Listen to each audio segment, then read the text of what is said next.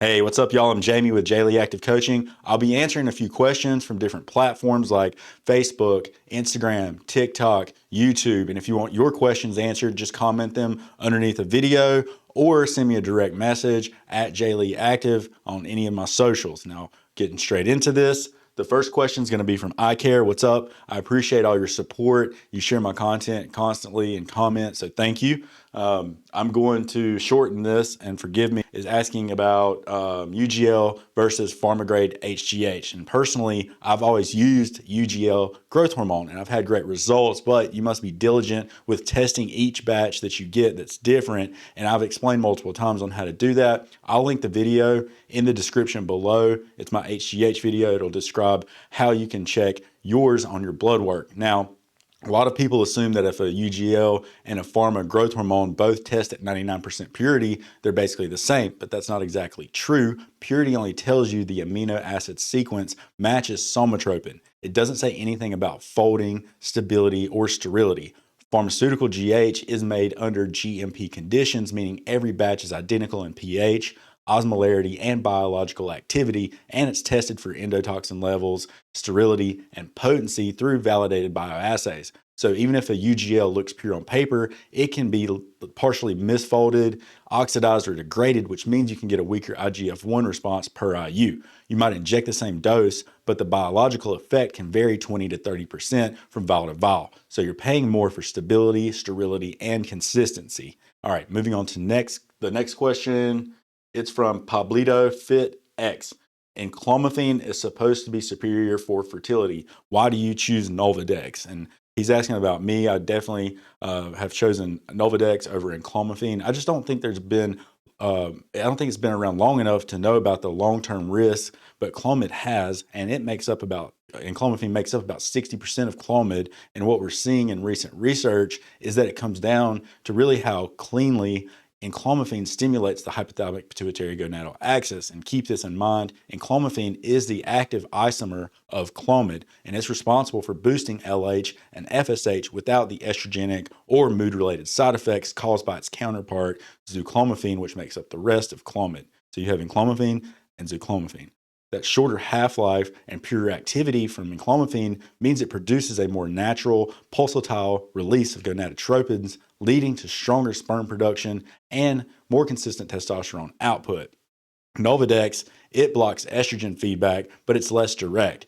It primarily acts at the pituitary and has a much longer half-life, but this gives it a smoother, steadier elevation of LH and FSH. So while both drugs raise LH and FSH, enclomiphene gives a cleaner, faster, and more physiological signal, apparently, which improves fertility outcomes without the brain fog, mood changes, or visual issues people often get from traditional Clomid use, although these symptoms are still reported by some users of enclomiphene.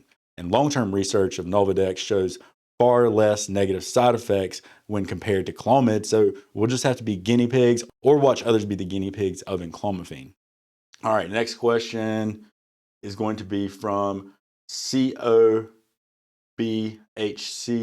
Johnny, and he asks about swelling, numbness, and tingling in the hands from increasing his dose of GH and what to do about that. I just kind of paraphrase it, so forgive me. The first thing to consider is the fact that GH causes water and sodium retention, as well as thickens muscles, ligaments, and tendons in the wrists, hands, ankles, and feet where there isn't much room already. So the combination of these factors can put pressure on your nerves, causing the numbness and the stiffness in the hands and the feet.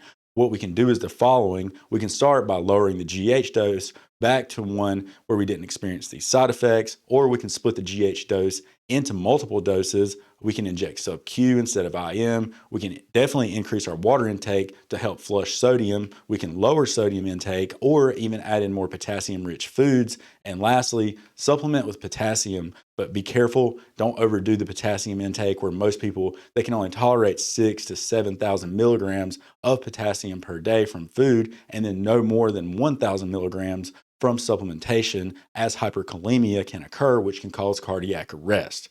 All right, next question. This is from Steak and Rice. Me and him, we comment back and forth all the time, man. I appreciate you so much.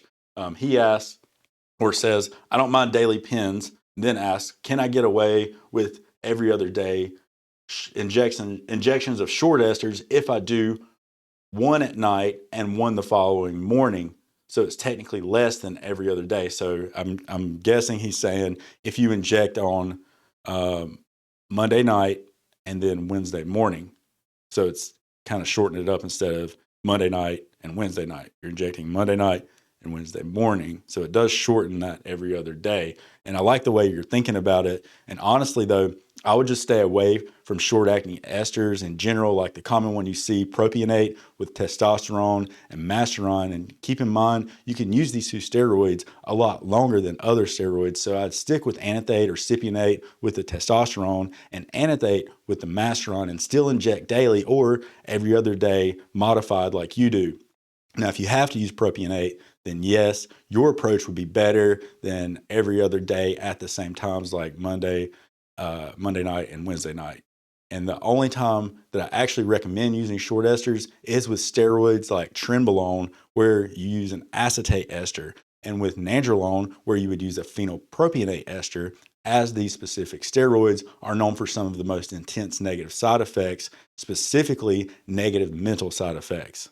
Therefore, using those shorter esters will allow you to get it out of your system more quickly. Then you can possibly switch to the decanoate ester of nandrolone or trenbolone anethate once you discover your tolerance levels for these types of steroids. And all right, that's all we have for today. If you're looking for coaching or you just need specific questions answered for your needs, I offer phone consults as well. Just head over to jayleeactive.com.